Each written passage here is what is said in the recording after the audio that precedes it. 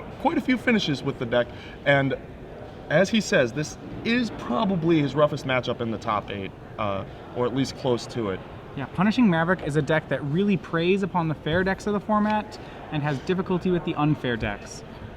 With that Punishing Grove interaction. Jacob, as the 3 seed, gets to play first. He will lead off on a Ponder from his tropical island. Yep, Jacob Wilson's definitely going to try and get a threat out early and protect it. This is definitely one of the matchups where he's going to have to play the aggro control route. He's not going to be able to go full race mode, and he's not necessarily going to be able to hold full control, especially against the inevitability that Punishing Fire gives Shawn. All right, so from Shawn, he will also have a 1-drop. This is Noble Hierarch, so it will accelerate him into possible turn 3 plays, especially in a matchup here where Jacob's trying to attack Shawn's mana.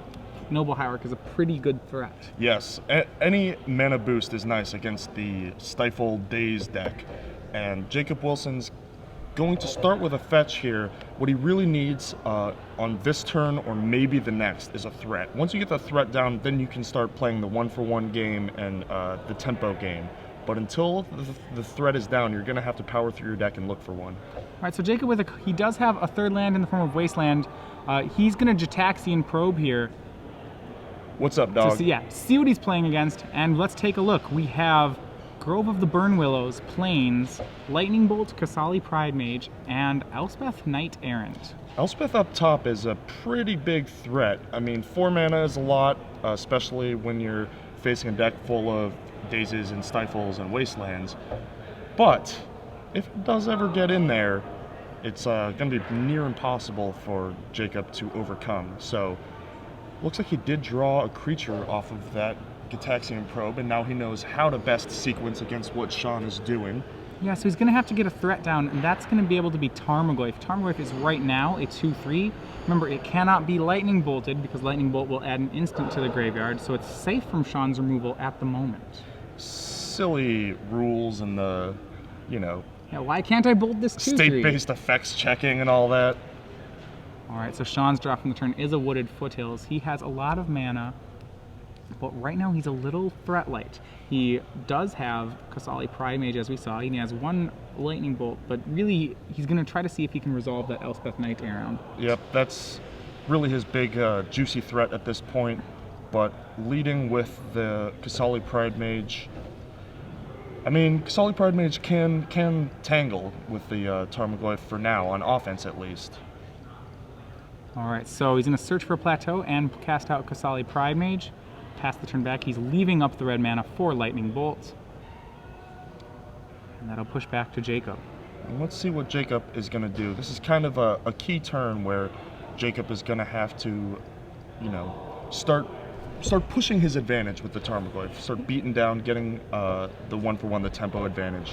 Well, Jacob has a couple decisions to make. He does have a Wasteland here, which could go on the plateau. At the same time, he really might be inclined to save it for Grove of the Burn Willows. Yeah. Punishing Grove is one of the best weapons that Shawn has against his deck. He does have the Elspeth covered by the Spell Pierce in his hand, so it's unlikely that Elspeth will get to resolve this game. Yep, don't need to waste land for the Elspeth, but cutting off of Shawn off of the red may be good, but likely, as you said, holding it for the Grove of the Burn Willows, the much more important card. All right, well, Jacob will go aggressive here. He swings to the Tarmogoyf. Right now, it's only 2 damage, and actually on the current board, Jacob is behind in the race. He has a 2/3 in play right now, and Shawn actually, his Kasali Pride Mage attacks like a 4/4 thanks to both the Exalted triggers. Yep, that is a losing proposition as it stands. We see a Tarmogoyf, which not holding up Spell Pierce indicates a Wasteland to me, and sure enough, that is what happens. Yep, Wasteland will take care of Plateau. So Jacob opting to be very aggressive with his lands here. Yeah, I mean, once you have 2 Tarmogoyfs in play, any sort of tempo boost, pseudo Time Walk is going to be good. Right, Tarmogoyfs are still 2/3s at the moment. Jacob's hand has a lot of land in it looks like right now.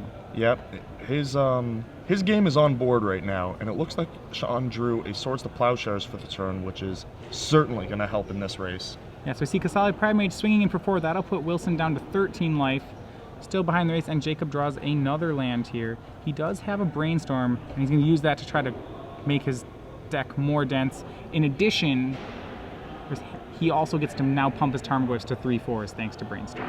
Yep, which the difference between 4 and 6 on this attack is pretty huge, as Shawn has been cracking for 4 and will be cracking for 4. And you can see there the power of Brainstorm. Jacob was able to get both Lightning Bolt and Fire Ice off that Brainstorm, shipping away extra lands and now being able to crack a fetch land. That's one of the situations where Brainstorm is really similar to Ancestral Recall. Yeah, I was exactly going to say that. And the Ancestral Storm, as they call it, very potent card for exactly that situation. One of the reasons Brainstorm is oftentimes considered one of the best cards in Legacy. You're selling it short. Yeah, I was going to say the best card in Legacy. That's a controversial thing. But I'm willing to. When you watch it do this, I would say it is far and away the strongest. I'm willing to be spell. controversial, say that it is clearly the best card in Legacy. And now, the Swords to Plowshares on one of the Tarmogoyf, giving Jacob 3 life instead of 2 because he waited for the Brainstorm to resolve, which is a little weird. But 1 Tarmogoyf down, 1 to go, and the race does actually favor Shawn right now. No, actually, it looks like he cast it in response to the fetch land. Okay. Well, the instant was already in the yard at that point, so indeed Jacob did get an extra life there, and Tarmogoyf is now going to be attacking for 3. Yeah, that'll put Shawn down to 14. It puts Jacob slightly ahead in the race. It looks like Jacob may use this Lightning Bolt to take care of Kasali Pride Mage. That will give Tarmogoyf an extra pump if he decides to do so. Yep. So he's going to go ahead and do that. That adds creature to the graveyard, and Jacob swings for full 4, putting Shawn down to 13, and putting Jacob firmly ahead in the race. You can see the power of Tarmogoyf here. Huge creature for very low cost. So Shawn now, with just Lightning Bolt and Elspeth and 2 lands, things are looking poor for him on the board. He's going to go ahead and go for Elspeth, and that's going to meet the Spell Pierce that Jacob had been holding for it. Jacob quick to add to the Tarmogoyf die there. He now has Planeswalker in the graveyard. Cool little thing about Tarmogoyf actually referenced Planeswalkers before they existed. Yeah, it was one of those spoilers at the time. Yes. Like, what is this Planeswalker card? Also, it referenced Tribals, which is now a defunct card type. Yep. So now Fire taking out the Noble Hierarch, splitting it, dealing 1 to Shawn as well. Yeah, Shawn will drop to 7. It's not a 1-turn clock yet, but it's very close. Shawn will play Knight of the Reliquary. It is currently a 4/4.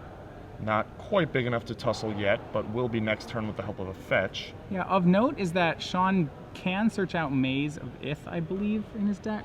All right. Actually, he's not running the Maze of Ith. He Okay. has not too many utility lands. It's just Dryad Arbor and Caracas that he can fetch out. Gotcha. Well, Shawn is starting with a Lightning Bolt on the Tarmogoyf. If this resolves, then he will block. If it doesn't, I assume he'll take. You'll see here, Jacob does have a Force of Will. He's going to go ahead and daze the Lightning Bolt. Yep, that works. Yeah, that seems like the clear play here. And now Shawn gonna take 5 down to 2, so really in burn range. Absolutely. Jacob making a land for the turn. 2 cards in hand remain. They are a land and a Force of Will. Both players basically playing off the board here, but Jacob with both the larger creature and the life total advantage. Yeah, Shawn being a 2 and not 1 is actually huge here because he can sacrifice a land to the Knight of the Reliquary for a fetch land and sacrifice that as well, giving him just enough to get over the Tarmogoyf's power. Yeah, that will make the Tarmogoyf a 6/6. So now Knight of the Reliquary actually threatens to be the bigger creature on the board. But likely not going to be allowed to attack at any point. And Shawn main phase is going to go ahead and activate Knight of the Reliquary here. Interesting, interesting. Remember, his utility lands are Caracas and Dryad Arbor. He's going to get a fetch land. So this is probably a Green Sun Zenith? Maybe? Maybe a Green Sun Zenith? Yeah, we'll see what he gets here. So you're thinking he's just casting a large Green Sun Zenith, so he's using the Knight to ramp him. Right. Zenith for another Knight, which would then also be large enough to block the Tarmogoyf profitably. Not sure what else would inspire this sorcery speed. Well, he could have Zenithed. Alright, he's going to cast Punishing Fire here. I am not sure what the line is. At the Yeah, moment. I must be missing something. A punishing fire being cast. Jacob Wilson at 15 with a 5/6 creature. Shawn down to 1. We will see here. Jacob's 1 mana short of a Force of Will. We're scratching our heads here. We're gonna see what's gonna happen. All right, he wastes the Grove in response, which is heads up play, so you can't get it back. Oh, that was all end step. Okay. All right, that makes way more sense. We missed Jacob drawing for turn. So, Yeah, Jacob there didn't attack into the knight. He knew the knight could become a 5/6. So Shawn, the knight could become a 6/6 to block his 5/6. right. Shawn then ends up makes it into that 6/6, and now both players are top decking. Jacob, With Shawn at 1 life and Jacob having about 3 burn spells left in his deck. all right, and he shows off the brainstorm he has a lightning bolt and a volcanic island. Shawn asks him to go through the motions, and Jacob will be more than happy to do so. Fetch up the volcanic. Shuffle present. Yeah, he's Lightning going to bolt. lightning bolt Shawn. Okay. That will be enough. Search up Glacial Chasm. Surprise. So Jacob Wilson wins the first game and will move to 1-0 in the top 8 match. Yeah. Jacob Wilson kind of doing what he was supposed to, you know? These decks always come just to the cutting edge of being stabilized on, you know?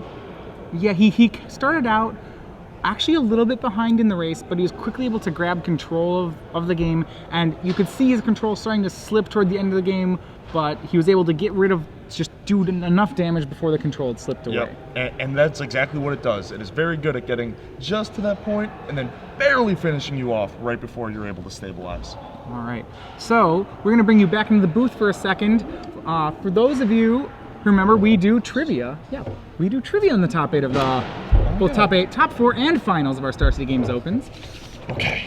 All right, so the rules, they have to correctly answer the question. What else? They also have to tweet it, All right.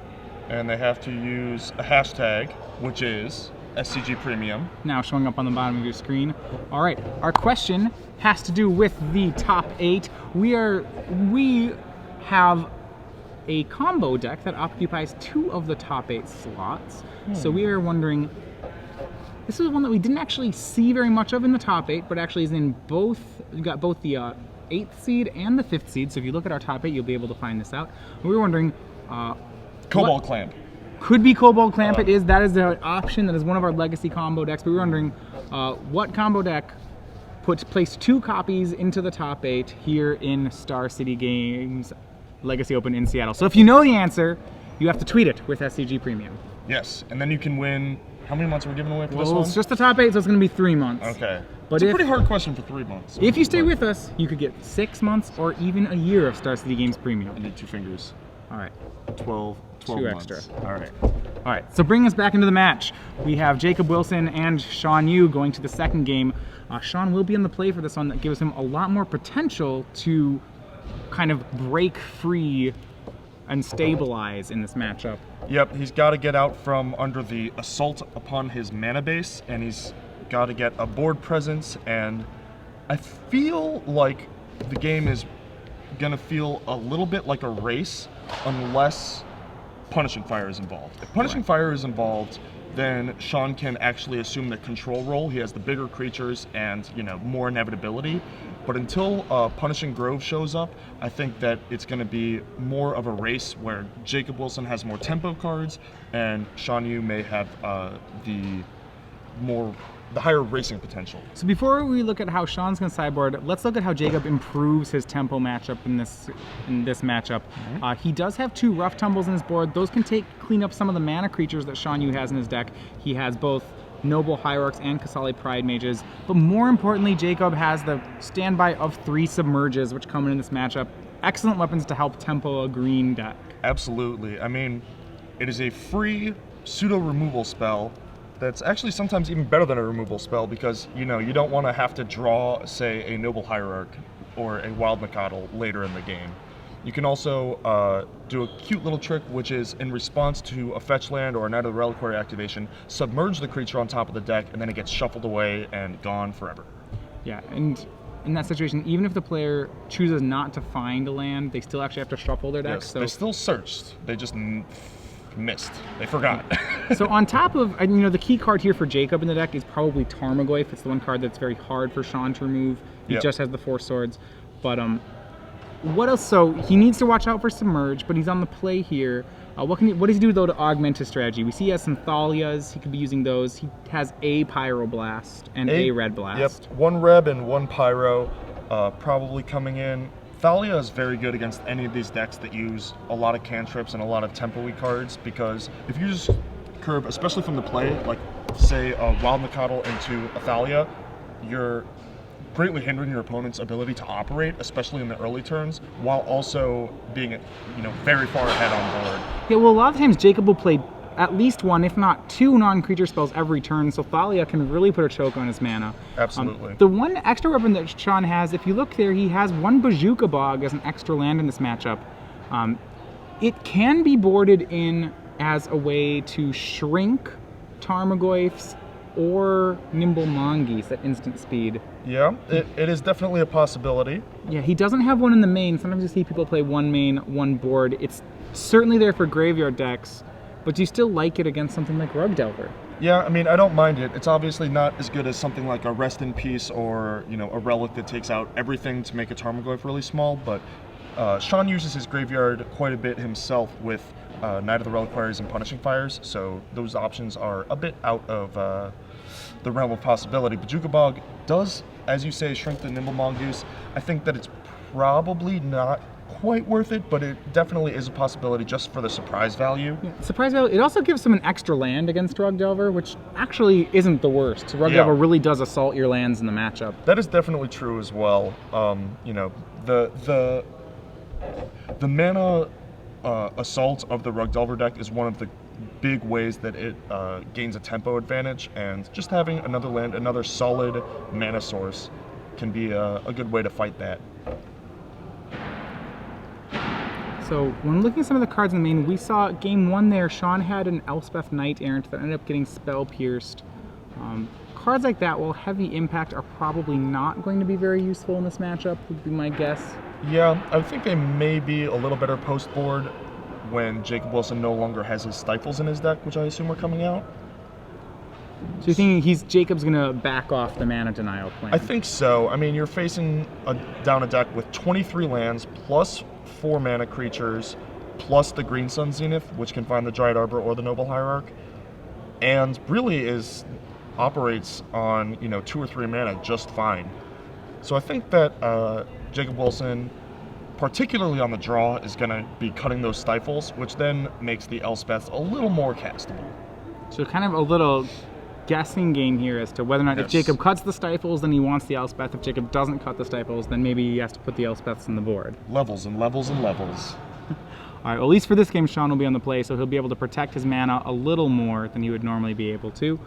We saw last game that turn when Noble Hierarch was very strong in that really Shawn had the mana to cast his spells during the game. Jacob wasn't able to cut him off mana.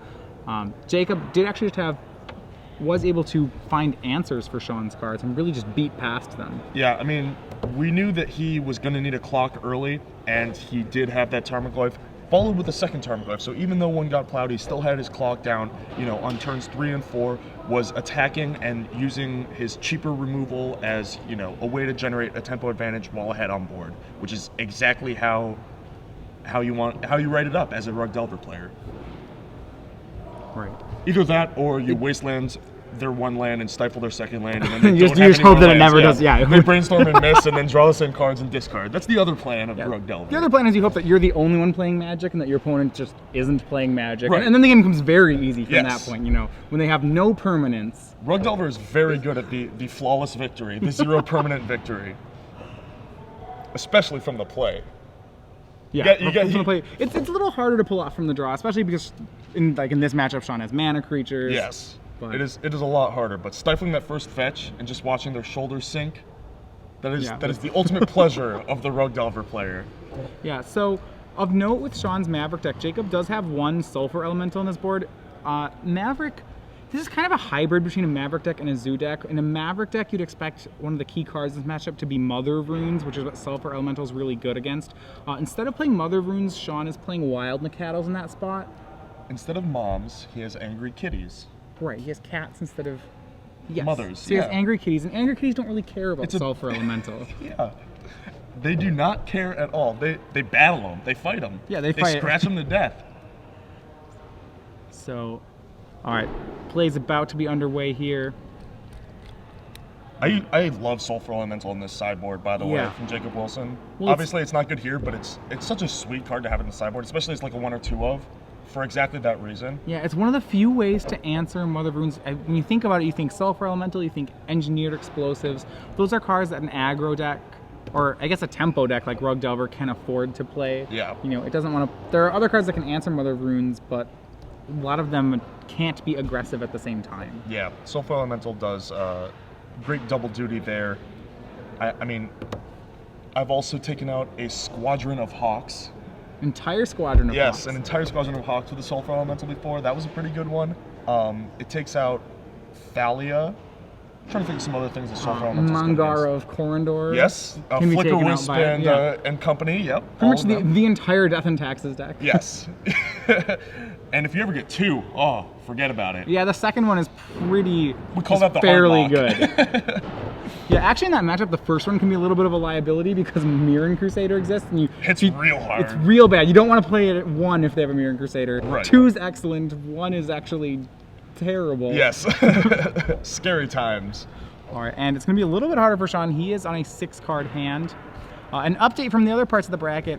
Brian Weller-Gordon wins game 1 over Daniel Quinn's Elf deck. So that is the 1-8 matchup. Brian, your overall 1 seed, now 1 win away from being in the top 4. 1 win away from me? 1 win. He was already 1 win as soon as the pairings were announced.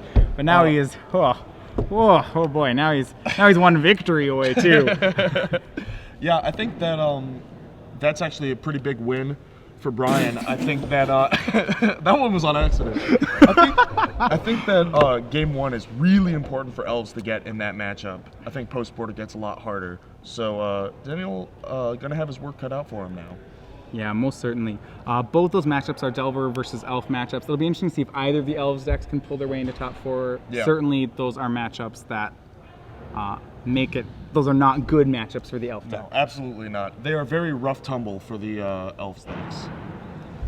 Probably just rough. Yeah, probably. not much tumbling these days. All right, turn 1. Windswept Heath is played by Shawn. He is on a 6-card hand. With no turn 1 play, not where Yeah. you want to be. But he does not fetch the land for it right away, not giving much respect to Jacob's Stifles. I think that post-board Wasteland is far more likely than Stifle, because you know the Wastelands are there, and there's a good chance the Stifles aren't. Okay, so he's choosing you. It's really that's that kind of catch-22 of Delver. It's hard to play around both Wasteland and Stifle at the same time. Exactly, and I think post-board, it's far more likely that you get Wastelanded than Stifled. Yeah, you know Wastelands will still be in the deck. Yeah. And Jacob will ponder. That does pretty much telegraph that there's no Stifle there. Remember, Jacob up 2 cards, so he can afford to play a little bit slower of a game here. He can try to 1-for-1 removal with Shawn and then just land a threat. He doesn't actually have to be as aggressive as he normally would. This is definitely true, but he is going to have to finish the game in some sort of timely fashion, as you know, the inevitability of the punishing growth is still there and still a very real thing for this matchup. All right, so from Shawn, we see 2nd Windswept Heath. Among other cards in his land, he has his Dryad Arbor, he has a Lightning Bolt, and he has a Wasteland. All right.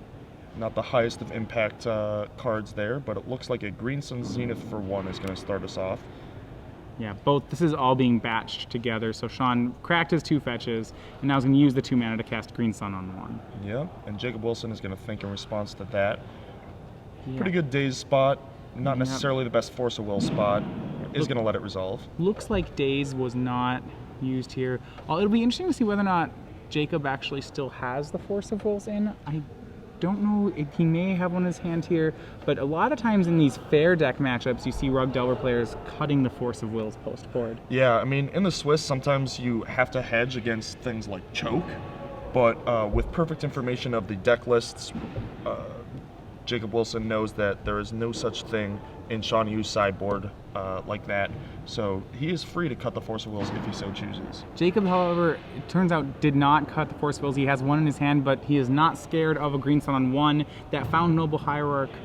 Jacob let that one resolve. It looks like he's just going to sit back and try to answer business spells here. Yeah, I think that from Jacob Wilson's perspective, there are a couple cards that really matter, that are really important. Those include Knight of the Reliquary, the Elspeths, and also the Scavenging Oozes as the game goes longer. All right, so 4 cards remain in Shawn's hand. Jacob's going to get a look at them. They are that Wasteland, Dryad Arbor, Lightning Bolt, and Knight of the Reliquary. Force of Will has a... Force of Will knows what it's home. countering right now. It's Yep. going to be the Knight of the Reliquary. So what Jacob's priorities here are, most likely, is he wants to make sure he continues to hit his land drops. Yep. And he's going to want some sort of clock. While Shawn doesn't have a Punishing Fire or a Grove of the Burn Willows yet, it's pretty like, that's the way that Jacob loses. That's the one Yes. thing he can't deal with right now. Yes. And it looks like he does actually have a Tarmogoyf and a couple of Submerges, so pretty strong hand for Jacob right now. Double Submerge, Force of Will, Lightning Bolt, and a threat, which is likely to start here. The question is, what's his land count right now? It looks like he's a little land light. Yeah, I think that this second land is the only other land in his hand, so this Wasteland might actually do some work. Yeah, Scalding Tarn's going to go ahead and get Tropical Island. Just lead with Tarmogoyf, right? Get your threat on board. I think we'll see what he can lead with Tarmogoyf. It's pretty likely that he'll make that play. He does have, you said, a pair of Submerges, a pair of Lightning Bolts, and a Force of Will. Yep, I think that this is near the perfect hand for Jacob Wilson to be sculpting, and he has near perfect information of what Shawn's doing as well. I think he's thinking about whether or not he wants to set Shawn back a turn here, because now if Shawn wants to play the Knight of the Reliquary, he either has to not Wasteland and not play the Dryad Arbor. He's like, play the Wasteland and use it for mana, so then Jacob gets another turn of that extra mana. Yeah. So Tarmogoyf at a 3/4. Jacob did submerge the Knight of the Noble Hierarch there. And now Shawn does have to have that decision. Remember, Dryad Arbor does not make mana the turn it comes into play. So he has to pick between Knight of the Reliquary and Noble Hierarch here. He could go Noble Hierarch and Wasteland, or he could go Knight of the Reliquary. Right. And the difficult part is that if he Wastelands here, he's set back a couple of turns because he won't be able to play Knight on the following turn either unless he Correct. top decks a land. It's pretty hard to assume that your Noble Hierarch is going to be just fine and peachy. Yeah, especially against a Rug Delver deck. You Yep. have to think there's a good chance that the Noble Hierarch will not stick. At the very least. You could kill the Noble Hierarch and Wasteland. So it is possible that he is going to have to take this opportunity to play the Knight while he still can. Looks like he's going to go with the Noble Hierarch Wasteland plan. Ooh, I like this. Not using the Wasteland. So now he's sort of hedging against the Noble Hierarch dying, but if it doesn't, then he can still use the Wasteland on the turn after. I think if you're doing this, it's probably better to lead with the Dryad Arbor rather than the Wasteland, but I like the idea of, playing the land and not necessarily wasting right away. Yeah, so we see Jacob will Lightning Bolt the Noble Hierarch and swing in with a now much larger Tarmogoyf that puts Shawn down to 14. And his draw for the turn is going to be Engineered Explosives. So Engineered Explosives coming in from Shawn from the sideboard indicates that Shawn is trying to assume the control role. He definitely wants the game to go longer. He wants to run Jacob out of threats, and you lean on Punishing Fire, Grove of the Burn Willows, using Engineered Explosives to take out the things that Punishing Fire can't, such as Nimble Mongoose and large Tarmogoyfs. Now Jacob has a bit of a decision here. Shawn is tapped out for Knight of the Reliquary. Jacob does have Force of Will plus a blue spell, so he could counter it. At the same time, his last blue spell is Submerge, so it's possible he wants to submerge the Knight of the Reliquary. The worry is that if Shawn redraws the Knight, Jacob actually doesn't have an answer to Knight coming down again. Yeah, I think that that is indeed what Jacob's thinking through right now, and I think he's priced into forcing here. Although it hurts to give up a Submerge, Knight of the Reliquary is just too big. It's already a 4/4, so you can't bolt it. It's very close to being able to tumble with the Tarmogoyf. sure enough, Force of Will removing Submerge from Jacob Wilson. All right, the draw for the turn is a Wasteland for Jacob.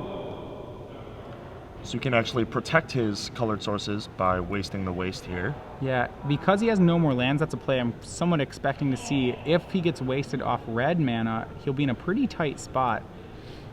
Right now he's winning the race. He has Shawn down to 10, thanks to a Tarmogoyf hit. He can actually go waste the waste and bolt the Dryad Arbor, set Shawn back to 2 mana.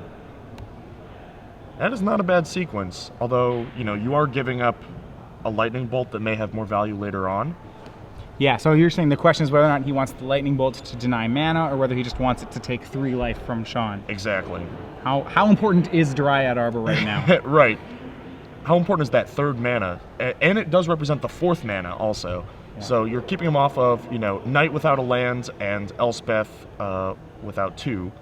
So important enough that Jacob does bolt a Dryad Arbor. Shawn responds with an Engineered Explosives on 2 and passes the turn back. The remaining 2 cards in his hand are both Punishing Fire and Lightning Bolt, so he has a fistful of burn here. Ooh, and Delver. Yeah, Jacob hits him down to 6, casts Delver of Secrets. Shawn drawing Swords to Plowshares. All right.